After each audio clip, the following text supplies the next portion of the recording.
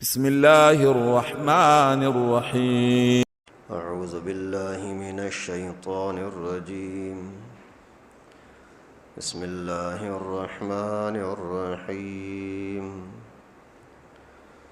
وإذ أخذ الله ميثاق الذين أوتوا الكتاب لتبيننه للناس ولا تكتمونه فنبذوه وراء ظهورهم واشتروا به ثمنا قليلا فبئس ما يشترون. لا تحسبن الذين يفرحون بما أتوا ويحبون أن يحمدوا بما لم يفعلوا فلا تحسبنهم بمفازة من العذاب ولهم عذاب أليم. ولله ملك السماوات والأرض واللہ علی کل شیء قدیر. صدق اللہ العلی العظیم. سورہ آل عمران کا 19واں رکوع چل رہا ہے. گزشتہ آیت مبارکہ میں تھا کہ آپ کی آزمائشیں ضرور آئیں گی، اور مالی لحاظ سے، جانی لحاظ سے، زبانی لحاظ سے، ذہنی ٹینشن، ان صورتوں کے اندر آپ کے اوپر لازم ہے کہ استقامت اور تقوی ان دونوں کو لازم پکڑ لو. ابھی یہاں سے جو آیتیں 3 آیتیں میں نے آپ کے سامنے تلاوت کی، ان کے اندر اللہ رب العالمین نے تقوی کے خلاف چلنے والوں کا انجام، یہودیوں کا اور عیسائیوں کا انجام بیان فرمایا کہ وہ ہلاک تو ہوئے، رسوا تو ہوئے، لیکن ان کی وجہ کیا بنی تھی؟ خیانت کرنا، تقوی کو چھوڑنا، اور دین پر مضبوطی کے ساتھ، استقامت کے ساتھ نہ ٹھہرنا. اگر یہی بیماریاں تمہارے اندر آ گئیں تو تم بھی اللہ کے عذاب سے بچ نہیں سکتے. اللہ تعالیٰ حفاظت فرمائے. وَإِذْ أَخَذَ اللَّهُ مِيثَاقَ الَّذِينَ أُوتُوا الْكِتَابَ لَتُبَيِّنُنَّهُ لِلنَّاسِ وَلَا تَكْتُمُونَهُ. اللہ رب العالمین نے وعدہ لیا تھا اہل کتاب سے، یہودیوں سے اور عیسائیوں سے، لَتُبَيِّنُنَّهُ لِلنَّاسِ، جو کچھ آپ کو دیا گیا ہے یہ لوگوں کے سامنے بیان کرو گے، وَلَا تَكْتُمُونَهُ، اور اس کو چھپاؤ گے نہیں. فَنَبَذُوا وَرَاءَ ظُهُورِهِمْ، پھر انہوں نے اس معاہدے کو، اللہ کے حکم کو اپنے پیٹھ کے پیچھے پھینک دیا. وَاشْتَرَوْا بِهِ ثَمَنًا قَلِيلًا، بدلے میں لے رہے تھے تھوڑے سے پیسے، دنیا کا سامان. فَبِئْسَ مَا يَشْتَرُونَ، پھر بہت ہی بری تھی وہ چیزیں جو بدلے میں لے رہے تھے. یہودیوں کے ہلاکت کا بڑا ذریعہ، رسوائی کا بڑا ذریعہ، ان کے اوپر جو لعنت برسی، اسی لعنت کا بڑا سبب یہ تھا کہ وہ دین کو چھپاتے تھے. تورات میں بھی ان سے وعدہ لیا گیا، انجیل میں بھی ان سے وعدہ لیا گیا کہ آپ کو جو کچھ دین کا حکم دیا جا رہا ہے اس کو چھپانا نہیں، آگے پہنچانا. تو انہوں نے ہر حکم کے اندر اپنے فائدے کو دیکھا. جہاں ان کا اپنا فائدہ نظر آتا تو وہ حکم لوگوں کے سامنے رکھتے، اور جہاں ان کو اپنا فائدہ نظر نہ آتا تو وہاں اسی دین کے حکم کو چھپاتے. مثال کے طور پر پیغمبر کریم صلی اللہ علیہ وسلم کے زمانے میں کسی یہودی عورت نے زنا کیا تو اللہ کے نبی صلی اللہ علیہ وسلم کے پاس کیس آیا، کیونکہ حکومت اسلام کی تھی، مسلمانوں کی تھی. جب حکومت اسلامی ہوگی تو پھر مسلمان رہے یا کافر رہے، فیصلہ اسلام ہی کرے گا، حکومت کرتی ہے. جیسے آج کے زمانے میں اگر کوئی مسلمان امریکہ کے اندر کوئی جرم کرے تو امریکی قانون کے حساب سے اس کو سزا ملتی ہے، لیکن اللہ کے نبی صلی اللہ علیہ وسلم نے ان سے فرمایا کہ ابھی آپ کا فیصلہ آپ کے شریعت کے مطابق میں کروں گا، بتاؤ تمہاری شریعت میں کیا ہے۔ ابھی انہوں نے جلدی سے کیا کیا کہ اپنے علماء کو، یہودیوں نے اپنے علماء کو بلایا کہ ہم آپ کو پیسے دیتے ہیں اور آپ اسی تورات کے اندر تبدیلی کرو۔ پھر وہ آ کر کے باقاعدہ پیغمبر کریم صلی اللہ علیہ وسلم کے سامنے کہنے لگے کہ نہیں، سنگسار کا حکم لازمی نہیں ہے، بس اس کا منہ کالا کر کے اور علاقے کے اندر گھمایا جائے گا۔ تو وہ سمجھ رہے تھے کہ پیغمبر کریم صلی اللہ علیہ وسلم کو تورات نہیں جانتے، تورات عربی زبان میں ہے ہی نہیں، پیغمبر کریم کی زبان عربی۔ تو وہاں ایک صحابی بیٹھا ہوا تھا مسلمان، عبداللہ بن سلام، اسی نے وہ جیسے ہی سامنے کتاب دکھا رہے تھے نا، تو جیسے آدمی پڑھتا ہے کچھ تو سامنے ہاتھ رکھتا ہے، کاغذ ادھر ادھر اڑے نہیں، تو انہوں نے خاص اس جگہ پر ہاتھ رکھا جہاں وہ حکم لکھا ہوا تھا سنگسار کا۔ تو اسی صحابی نے فرمایا کہ اے جھوٹے، یہ ہاتھ ہٹا۔ جیسے ہاتھ ہٹایا تو اس وقت میں وہ لکھا ہوا تھا کہ سنگسار کا حکم ہوگا۔ ابھی دنیا کے تھوڑے سے مفاد کی خاطر پیسے کمانے کے لیے اللہ کے دین کو، اللہ کے قانون کو، نظام کو تبدیل کرنا چاہ رہے تھے، تو اللہ تعالیٰ نے فرمایا ایسا نہیں کرو، ایسا کرو گے تو بہت برا فیصلہ ہوگا، بہت برا انجام ہوگا۔ اور اسی طریقے سے یعنی ہر وہ چیز جو ان کو بھاری لگتی اس کے اندر حکم تبدیل کر دیتے ہیں۔ ایک موقع پر کسی یہودی عورت نے چوری کی، اور جب کیس پیغمبر کریم کے پاس آیا تو اللہ کے نبی نے فرمایا ہاتھ کاٹا جائے گا۔ انہوں نے سفارشیں کرانے کی کوشش کی، تو پیغمبر کریم صلی اللہ علیہ وسلم نے فرمایا کہ اگر میری بیٹی فاطمہ بھی چوری کرتی تو اس کا بھی ہاتھ کاٹا جاتا۔ اور سب سے بڑی بات یہ تھی جو انہوں نے حق کو چھپایا اور جھوٹ کو ظاہر کیا، حق کو ظاہر نہیں کیا، وہ یہ کہ رسول اللہ صلی اللہ علیہ وسلم کے بارے میں گواہی تھی۔ تورات میں، زبور میں، انجیل میں، پہلے والے سارے انبیاء کرام کی تعلیم میں یہ معاہدہ تھا باقاعدہ ہر نبی کے ساتھ، آپ کی موجودگی میں اگر آخری نبی حضرت محمد مصطفیٰ صلی اللہ علیہ وسلم تشریف لائے تو آپ کے اوپر لازم ہے کہ آپ اسی کی مدد کرو گے، اس پر ایمان لاؤ گے، لَتُؤْمِنُنَّ بِهِ وَلَتَنْصُرُنَّ۔ اور جب پیغمبر کریم صلی اللہ علیہ وسلم تشریف لائے تو یہودیوں نے بولا کہ نہیں محمد کو تو ہم نہیں جانتے، اور عیسائیوں نے بولا کہ ہم محمد نامی کو، احمد نامی کو ہم نہیں جانتے کہ وہ کون ہے، نبی ہوگا نہیں ہوگا۔ تو یہ معاہدہ ہے جو انہوں نے پیٹھ پیچھے پھینک دیا اور اپنی کتاب کو بھی چھوڑ دیا۔ اور کیوں کر رہے تھے؟ ابھی سرداری ہماری ہے، ابھی ہم ہی سردار ہیں، سارے لوگ مسائل پوچھنے کے لیے ہمارے پاس آتے ہیں، فیصلے کرانے کے لیے ہمارے پاس آتے ہیں، اور اگر ہم نے مان لیا اور لوگوں کو کہہ دیا کہ واقعی یہ نبی صلی اللہ علیہ وسلم حق پر ہیں اور یہی آخری برحق نبی ہیں، تو لوگ پھر ہمیں چھوڑ کر کے ان کے پاس آنا جانا رکھیں گے، ہماری سرداری، ہماری یہ جو نظر و نیاز اور پیسے دنیا کے مفاد ہیں یہ ٹوٹ جائیں گے، کم ہو جائیں گے۔ کسی لالچ کے اندر حق کو چھپا رہے تھے، بول رہے تھے کہ ہم نبی پاک کو نہیں جانتے، حالانکہ اللہ رب العالمین فرماتے ہیں کہ وہ اپنی اولاد سے بھی زیادہ پیغمبر کریم کو اچھی طرح جانتے ہیں کہ نبی پاک سچا ہے، کیونکہ ان کی بیویوں نے شاید خیانت کی ہو اور اسی نے یہ بچہ واقعی ان کا اپنا نہ ہو، لیکن اللہ کے نبی کے معاملے میں ذرے برابر ان کو شک نہیں ہے کہ یہی برحق ہے، لیکن اس کے باوجود حق کو چھپاتے تھے کہ ہماری روزی روٹی خراب نہ ہو جائے۔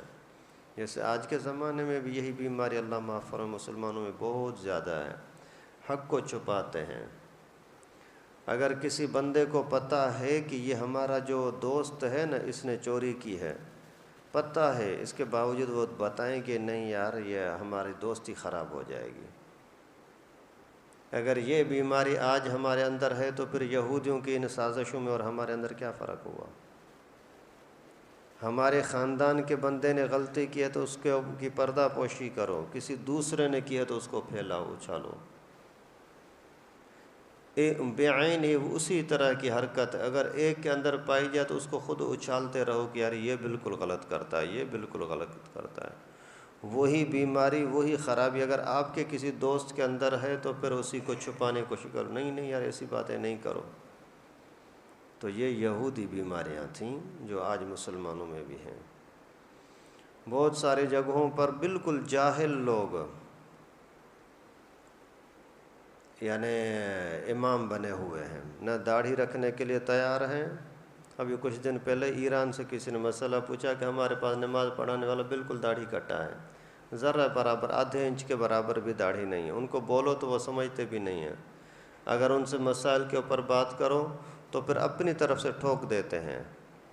اگر کوئی اسی کو بولو کہ یار فلاں مفتی صاحب نے یہ بولا ہے، یہ بولا ہے، بولتا ہے جاؤ، تو کون ہوتا ہے مفتیوں کا نام لینے والا؟ ابھی اس طرح کی باتیں کرنے کا کیا مطلب ہے؟ پیسے کمانے کے سوا بس پیسہ آ جائے، میری عزت ہو، اور کچھ بھی نہیں۔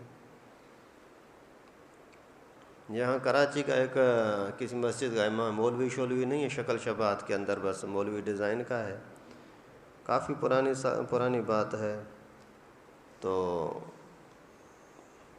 ہم وہاں بیٹھے ہوئے تھے کچہری کے اندر، تو ایک بندہ آیا اسی امام صاحب کے پاس، آ کر کے کوئی مسئلہ پوچھا۔ وہ بیچارہ جاہل آدمی تھا، اسی نے ایسے ہی روب کے ساتھ غلط مسئلہ بتا دیا۔ ابھی عمر کے اندر بھی مجھ سے بڑا تھا اور عزت بھی اس کی بڑی تھی، میں اس زمانے میں سمجھے طالب علم تھا۔ تو اس نے بولا حضرت میں نے کسی مولوی صاحب سے یہ پوچھا تھا، سنا تھا، تو اس نے بولا مولوی کا بچہ، میں نے جب بولا کہ ناجائز ہے تو ناجائز ہے نا، تو کون ہوتا ہے مولوی کرنے والا؟ ابھی یہ کیوں ایسا کر رہا ہے؟ یہ کیوں نہیں کہتا یار مجھے مسئلے کا پتہ نہیں ہے، کسی اور سے پوچھ لو، میں پوچھ کے بتا دیتا ہوں؟ یہ صرف اپنا تکبر۔ بس اللہ تعالیٰ حفاظت فرمائے۔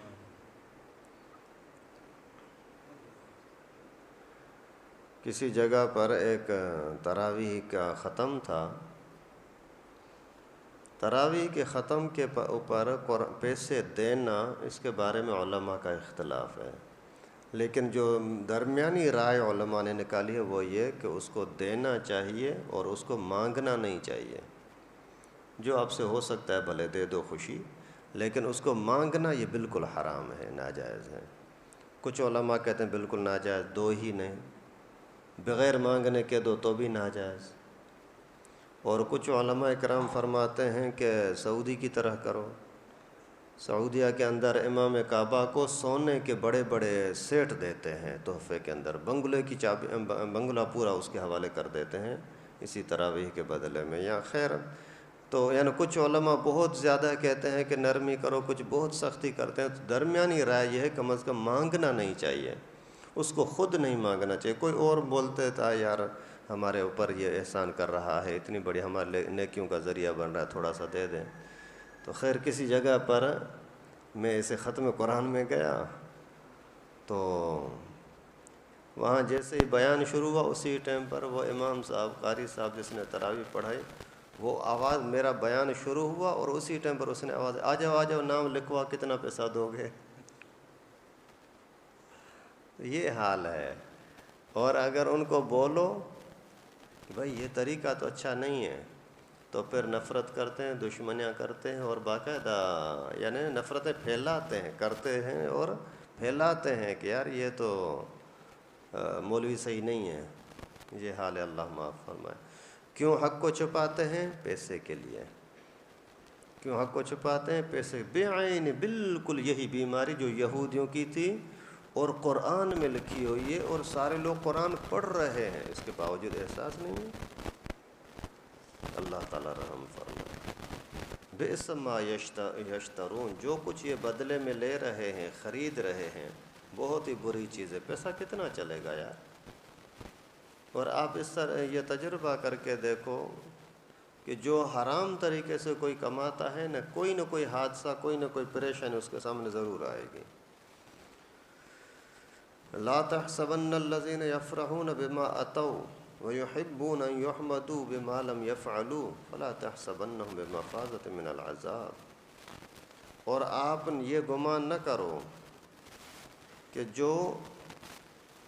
جو لوگ اپنے کیے ہوئے پر خوش ہوتے ہیں اور ان کو چاہت ہوتی ہے کہ جو ہم نے نہیں کیا تو بھی ہماری تعریف کی جائے، تو آپ ان کے بارے میں یہ نہ سمجھنا کہ یہ کوئی عذاب سے بچنے والے ہوں گے۔ وَلَهُمْ عَذَابٌ عَلِيمٌ، ان کے لیے عذاب ہوگا تڑپانے والا، دردناک۔ اللہ تعالیٰ حفاظت فرمائے۔ کچھ لوگوں کی عادت ہوتی ہے کہ جو کچھ کر رہے ہیں اس پر خود خوش بھی ہوتے ہیں، دوسروں کے اندر بھی امید رکھتے ہیں کہ ہماری تعریف کریں، یہ کبھی بھی عذاب سے بچ نہیں سکتے۔ مثال کے طور پر ایک شرابی کبابی آدمی ہے، زانی چور آدمی ہے، ڈاکو ہے، بے نمازی بے دین آدمی ہے، اپنے کیے پر خوش بھی ہے، جو کچھ کر رہا ہے اس پر اس کو شرمندگی بھی نہیں ہے کہ یار میں غلط ہو رہا ہے اور مجھے توبہ کرنی چاہیے، آئندہ ایسا نہ کروں، نہیں، اس کا احساس بھی نہیں، غلطی پر جا رہا ہے اور غلطی کو اچھا بھی سمجھ رہا ہے، اور لوگوں میں امید رکھتا ہے کہ لوگ میری تعریف کریں، لوگ میری تعریف کریں۔ یہ سارا کچھ آج ہو رہا ہے۔ اور اللہ رب العالمین فرماتے فَلَا تَحْسَبَنَّهُمْ بِمَفَازَةٍ مِّنَ الْعَذَابِ، یہ وہم و گمان میں بھی نہ لانا کہ ایسے لوگ کوئی اللہ کے عذاب سے بچ سکیں گے۔ یہ جتنے لوگ سیاسی لیڈران ہیں یا جو ہمارے اوپر مسلط مجرم قسم کے لوگ ہیں، یہ ظلم بھی کرتے ہیں اور بولتے ہیں ہماری تعریف کرو۔ یہ جو آج کل ایک لفظ مشہور ہو گیا ہے، کوئی بھی حکومت کے خلاف بولتا ہے، ایجنسیوں کے خلاف بولتا ہے تو اس کا سافٹ ویئر اپڈیٹ کرتے ہیں۔ ایک دن بول دیا کسی نے کہ بھائی یہ تو ہمارے جج ایسے ہیں اور فوجی ایسے ہیں اور ادارے والے ایسے ہیں، پھر دوسرے دن اسی کو پولیس لے جاتی ہے تو پھر اس کا بیان آ جاتا ہے نہیں مجھ سے تو غلطی ہو گئی، وہ تو بڑے نیک لوگ ہیں۔ یہ سافٹ ویئر جب اپڈیٹ ہو جاتا ہے نا تو پھر پورا کچھ تبدیل ہو جاتا ہے۔ یہ جو ابھی کمشنر تھا اسلام آباد کا، پہلے دن بولا کہ زبردستی مجھ سے سارے نتائج تبدیل کروائے ہیں، 2 دن کے بعد بولتا ہے کہ میرا دماغ کبھی کبھی خراب ہو جاتا ہے۔ تو کرتے بھی غلط ہیں اور پھر اس میں خود خوش بھی ہوتے ہیں کہ ہم صحیح جا رہے ہیں، اور لوگوں کو بولتے ہیں اب ہماری تعریف کرو۔ یہ بیماری بڑی خطرناک ہے، اللہ معاف فرمائے، کہ کوئی بندہ خود لوگوں سے تمنا رکھے کہ میری تعریف کرو۔ ہاں، جو اچھا کیا ہے اسی پر آپ کی چاہت کے بغیر کسی نے تعریف کی، ماشاءاللہ یہ بندہ بڑا اچھا ہے، اچھی بات ہے، یہ اللہ کی طرف سے ہے، اللہ تعالیٰ نے تمہاری تعریف لوگوں کے اندر مقرر کر دی۔ جیسے کوئی دکاندار اچھا ہوتا ہے، بھائی یہ دودھ کے اندر پانی نہیں مل رہا تھا، بڑا اچھا بندہ ہے، یار یہ کپڑے کے اندر دھوکہ نہیں کرتا، صاف بات بتا دیتا ہے، یار یہ کپڑا اتنے کا ہے، یہ اتنے کا ہے۔ اور اسی طریقے سے جو بھی چیز ہو تو ان کی تعریف از خود اللہ تعالیٰ مسلمانوں کی لوگوں کی زبان پر جاری کر دیتے ہیں، بھلے کافر کیوں نہ ہو، کام صحیح کرے گا سارے لوگ اس کی تعریف کریں، یار یہ بڑا اچھا ہے، یہ بڑا اچھا ہے۔ لیکن اگر کوئی بندہ کرے جھوٹا کام، غلط کام، اور لوگوں کو بولے کہ میری تعریف کرو، جیسے سارے یہ ایڈورٹائز والے ہوتے ہیں، یہ جو کمیشن ایجنٹ ہوتے ہیں کمیشن پر، بھائی یہ تو ایسی اچھی چیز، یہ تو ایسی اچھی چیز، جب لو تو بالکل ناکارہ۔ وہ ایک واقعہ لکھا ہے کہ ایک بندے کا گدھا تھا، بالکل نکما، کسی کام کا نہیں تھا، ابھی اس کو بیچ رہا ہے، شکل شباہت گدھے کی بھی ایسی، اور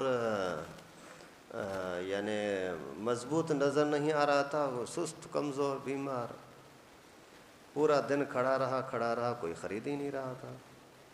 جب دن گزرنے لگا تو پھر ایک آیا کوئی ایجنٹ، کمیشن پر کہ میں آپ کو بکوا کے دیتا ہوں، مجھے کتنے پیسے دیتا؟